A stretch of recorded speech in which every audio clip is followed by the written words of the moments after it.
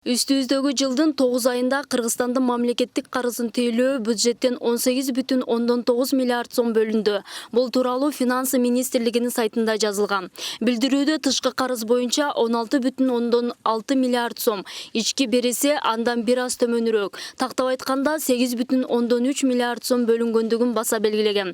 Мамлекеттик карыз бул тышкы жана ички карыз. Эске салсак, 2019 жылдын 31 августуна карата Кыргызстандын мамлекеттик карызы 4 миллиард 469,22 миллион АКШ долларын түздү. Кыргыз валютасына которгондо 311 миллиард 980,73 миллион сом болот. Анын ичинен тышкы карыз 262 миллиард 605,42 миллион сом.